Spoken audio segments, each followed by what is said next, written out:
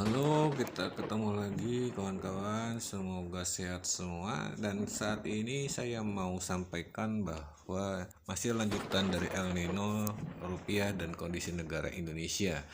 Dan kita akan bahas solusi dan saran sederhana yang bisa dilakukan trader forex sebelum krisis ya, khususnya 2027 nanti. Sebelum itu jangan lupa untuk subscribe and share konten ini ataupun bunyikan loncengnya agar video-video selanjutnya bisa kita nikmati dengan baik. Gitu kawan-kawan. Tapi sebelumnya jangan lupa kita berdoa bersama-sama agar semuanya sehat. Kita mulai dengan pembahasan kita ya.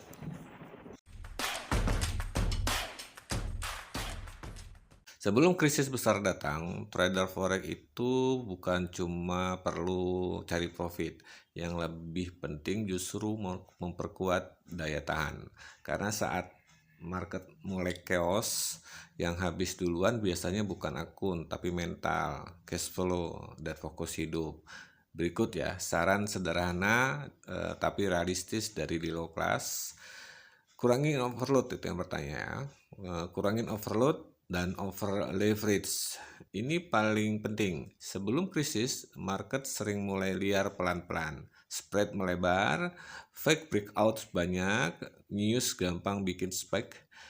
Kalau lot terlalu besar, sekali salah bisa mental langsung retak seperti kaca kena batu.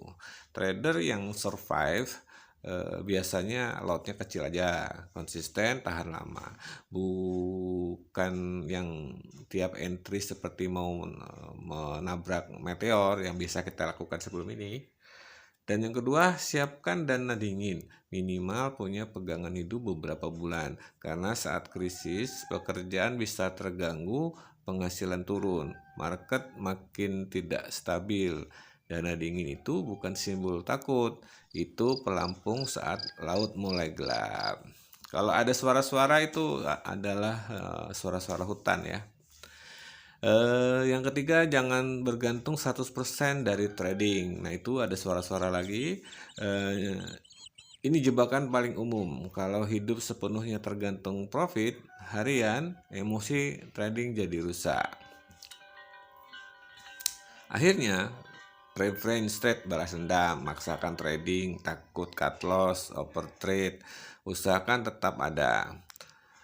Usaha kecil, freelance, kelas edukasi, ataupun side income ya.